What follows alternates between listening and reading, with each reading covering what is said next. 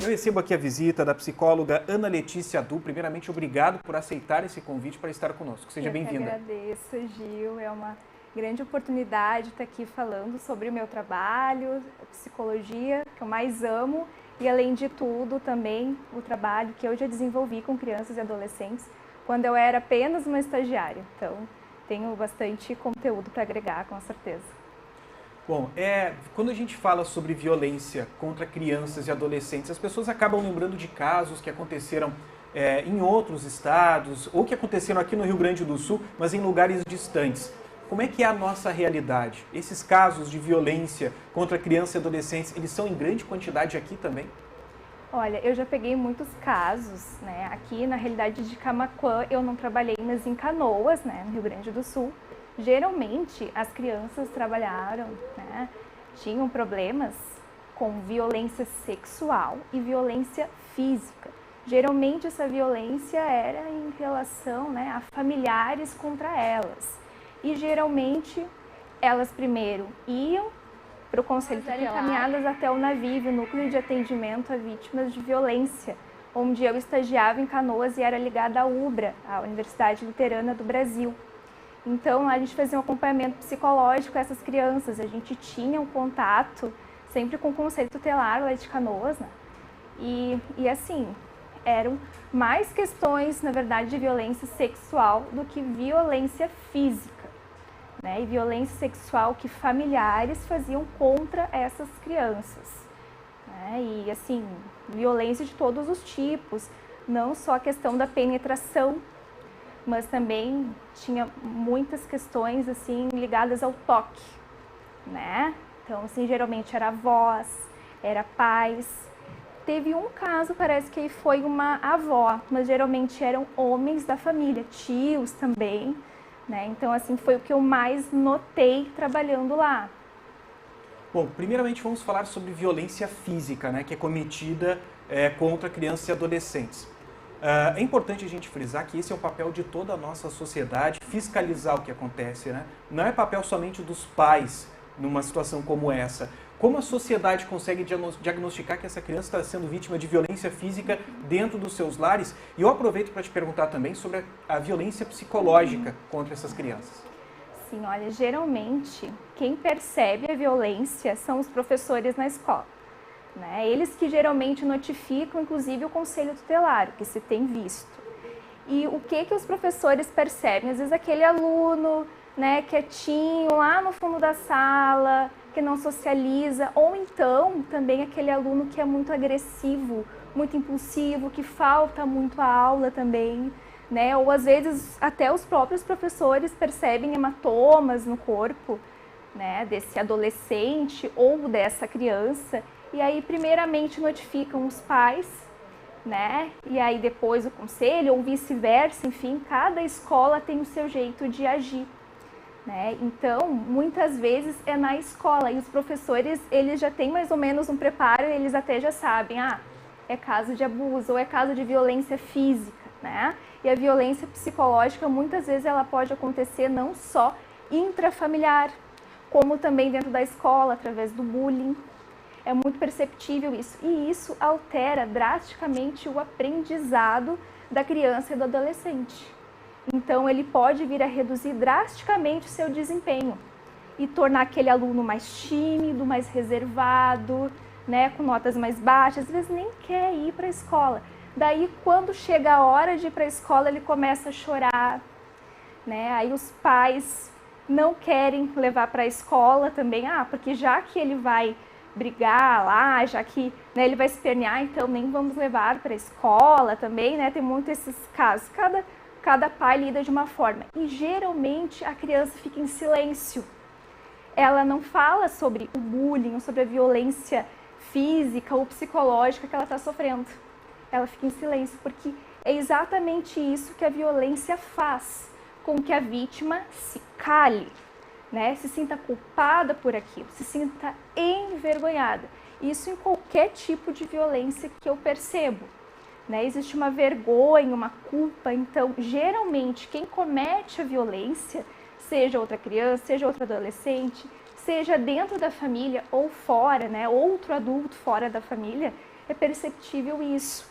Então, muitas vezes, né, essas pessoas que cometem violência, elas também, como posso dizer, elas acusam, né? Ah, olha, e ameaçam. Ah, olha, se tu contar para o teu pai, para tua mãe, se tu chamar a polícia, daí tu vai ver, né? Daí eu te mato. Então, assim, geralmente com ameaças muito profundas, muito sérias, né? E muitas vezes é necessário acionar a polícia, fazer a denúncia, fazer o boletim de ocorrência, tá? Para que então se tome as medidas cabíveis. Mas o que eu aconselho, né? Aquele adulto que percebeu que a criança está sofrendo algum tipo de violência, seja física, psicológica, sexual, fale com o conselho tutelar da sua cidade.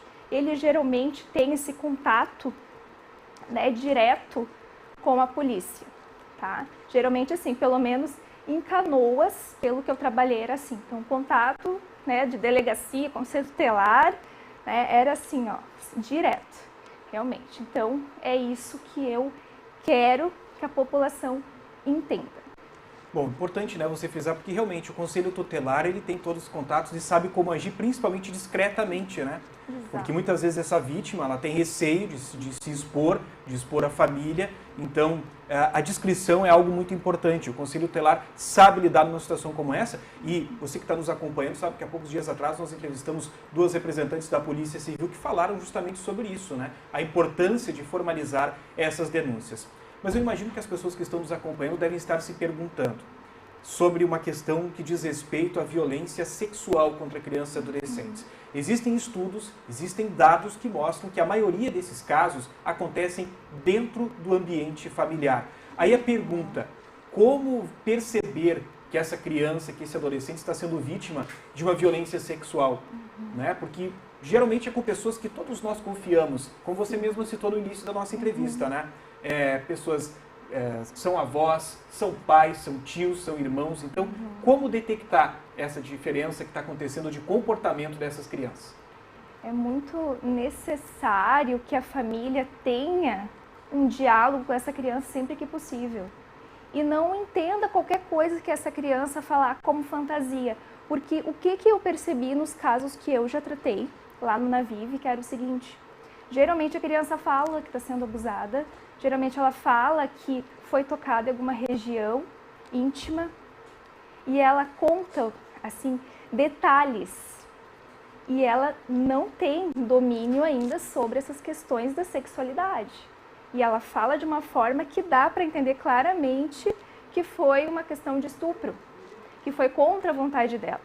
E aí ela fica muito triste, ela chora, né? Então, muitas vezes ela fala o que ela está sentindo, ela fala o que está acontecendo. E o que eu vi lá nos casos do Navive, os casos de sucesso lá. Geralmente, teve sempre um outro familiar, aí era assim, é o avô paterno que cometia violência contra a criança. E aí a avó materna, quando foi buscar a criança na casa dele, percebeu que ela estava chorando muito quando viu ele. Ela chorou, ela disse que não queria mais voltar lá, né? E aí é assim onde a gente percebe, olha, a criança chorou, isso já é um sinal. Ou a criança, né, um caso que ficou muito famoso aqui no Brasil, né, o caso daquele vereador, é um político, né, que cometia violência contra o seu enteado, né, e ele sempre tinha o comportamento de vomitar antes de ir para casa da mãe, onde ele iria encontrar esse padrasto. Então, geralmente, a criança ela vai se comportar dessa forma. Muitas vezes ela vai verbalizar de uma forma que a gente perceba nitidamente que é um caso de abuso, um caso de violência de qualquer tipo, ou então ela vai mostrar através desse comportamento, do choro, da doença, né? Vai vomitar, vai ficar com febre também, né? Então, assim, a criança ela tem isso de somatizar muito. Então, tu vai perceber que tem algo de errado no corpo dela. E também, né, se é um pai, se é uma mãe, que muitas vezes vai trocar a fralda do filho, né? daqueles que ainda usam fralda, vai dar banho nessa criança, vai perceber que existem machucados na região íntima também. Né? Eu peguei casos assim bem complicados de abuso sexual, onde a menina ela fez diversos tipos de cirurgia para fazer a reconstrução da parte íntima dela. E mesmo assim ainda não tinha ficado, digamos assim, perfeito, entendeu? E ela era uma menina que sofreu violência aos 9 anos de idade, né? Então, assim, ela nem tinha ainda as partes íntimas bem formadas.